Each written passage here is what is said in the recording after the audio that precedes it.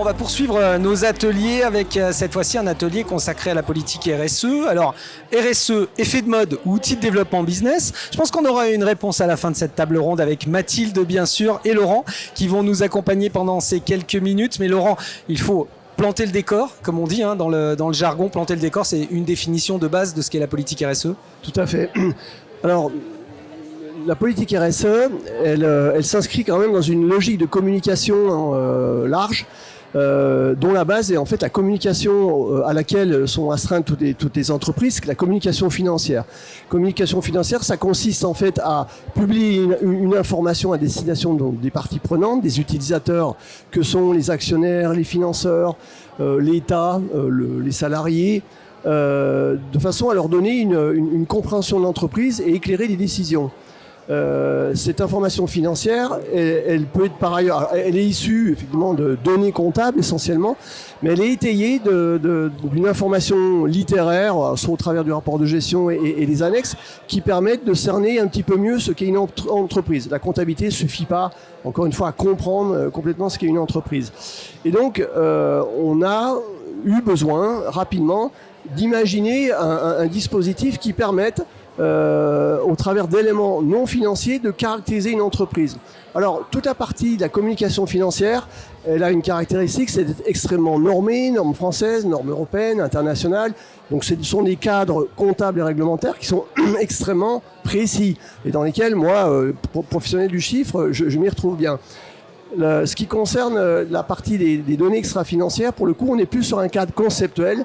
Et là, pour le coup, en tant que comptable, c'est pas que ça m'échappe complètement, mais j'ai besoin de m'appuyer effectivement sur des sachants et des spécialistes qui permettent de détecter quelles sont les informations qui seront le plus pertinentes pour l'entreprise, de façon à assurer cette communication extra-financière en complément de la communication financière. Et c'est à ce titre-là, effectivement, qu'on s'appuie sur des gens comme Mathilde et comme Canevia pour nous aider, en fait, alors les entreprises d'abord, à concevoir ces systèmes d'information extra-financière. On s'adresse à tout type d'entreprise, quelle que soit la taille. Alors, il y a une obligation, mais Mathilde rentrera dans les détails. Il y a des entreprises qui sont astreintes, en fait, légalement par cette communication, mais les relations inter-entreprises font que même des petites PME qui n'entrent pas dans le cadre obligatoire ou le champ obligatoire en fait de la RSE vont, par effet de capillarité, devoir s'y conformer. En fait, pour répondre à un besoin exprimé par une entreprise qui, elle, dépend de cette obligation. Bon, alors Mathilde, je vais vous proposer de ne pas écouter ma prochaine question, pour qu'on ne se fâche pas, mais Laurent, c'est un effet de mode, cette politique RSE ?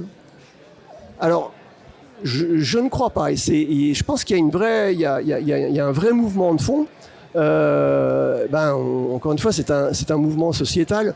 On a tous en tête des préoccupations d'environnement. Enfin, tout citoyen qu'on est, tout individu qu'on est, on est interpellé par des problématiques climatiques, par des problématiques d'environnement.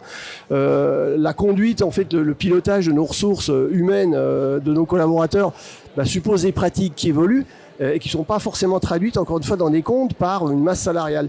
Et donc, s'intéresser à mesurer ça autrement que par une donnée comptable, ça me semble très utile. Et c'est en ça que j'ai l'impression que c'est un mouvement de fond qui n'est pas qu'un effet de mode. Bon, alors Mathilde, j'ai frappé le premier, mais je pense que je vais être rapidement renvoyé dans mes cordes, parce que la RSE, on est toqué, c'est déjà une réalité.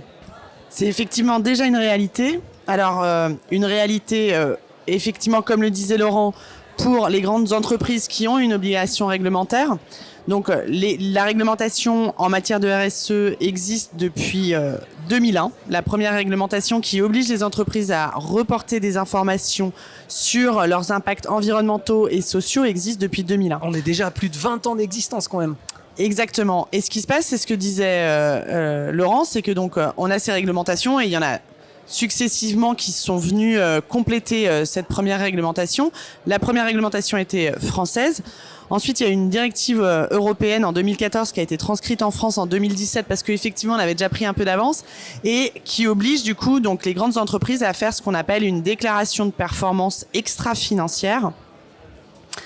Et ce qui est intéressant dans cet outil, c'est qu'on est donc passé du déclaratif, de sujet au choix de l'entreprise, a dans cette déclaration de performance extra-financière la nécessité de présenter les enjeux de l'entreprise et de communiquer les informations pertinentes au regard de ces enjeux.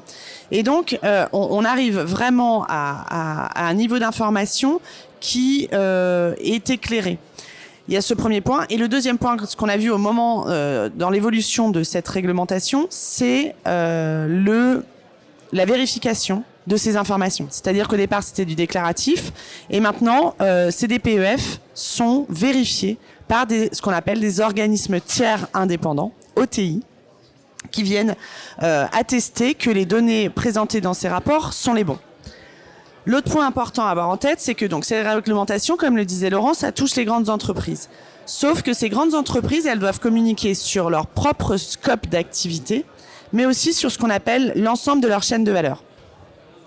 Et là, du coup, on touche du doigt à ce qu'est la responsabilité sociétale des entreprises, c'est-à-dire que la responsabilité sociétale des entreprises, ça englobe plusieurs thématiques: l'environnement, le social, les relations avec la communauté locale, la gouvernance, la manière de faire de l'amélioration continue.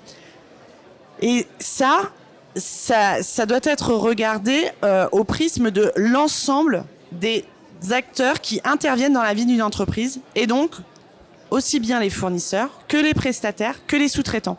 Et donc ces grandes entreprises qui ont à communiquer ces informations sur leur scope, mais aussi sur leurs fournisseurs, leurs sous-traitants et leurs prestataires, ce qu'elles font, c'est qu'elles attendent de leurs prestataires, fournisseurs, sous-traitants des informations sur ces sujets pour pouvoir les reporter eux-mêmes dans le cadre de leurs obligations.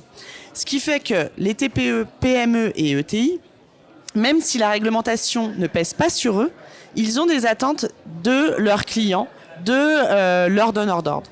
Et c'est ça qui est intéressant, c'est que ça reflète vraiment ce qu'est la responsabilité sociétale, parce que donc c'est toutes ces thématiques, mais c'est vraiment remettre l'entreprise au cœur de la société. C'est-à-dire que l'entreprise a un rôle à jouer dans la société, joue un rôle dans la société, et en fait c'est reconnaître ce rôle. C'est-à-dire qu'une entreprise, elle est là pour faire du profit, bien sûr, mais pourquoi elle est là pour faire du profit?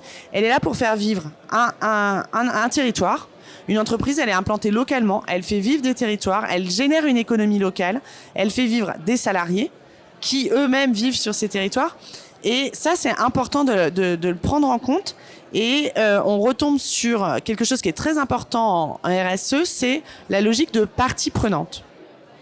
En fait, faire de la RSE, c'est faire ce que déjà certaines entreprises font, c'est-à-dire que c'est réfléchir, construire une stratégie, mais en prenant en compte l'ensemble des parties prenantes. Et les parties prenantes, c'est les fournisseurs, enfin, les premières parties prenantes, c'est les actionnaires, les financeurs, parce que sans eux, on ne peut pas créer l'activité. C'est bien sûr les salariés, parce que sans salariés, c'est la force vive de l'entreprise, on ne peut pas construire. Et ensuite, il y a aussi toutes les autres parties prenantes qui sont moins directement liées, mais qui existent et qui ont des attentes concernant les entreprises, et donc fournisseurs, sous-traitants et société civile. C'est-à-dire que il y a des entreprises qui ont des activités qui peuvent avoir un impact direct sur leur environnement, et on voit bien, il y a des associations locales qui se préoccupent de savoir si ces entreprises font correctement leur travail, respectent les réglementations. Et bien ça, c'est aussi de la RSE. C'est-à-dire que intégrer ces associations dans les réflexions de l'entreprise, c'est une manière de se projeter durablement.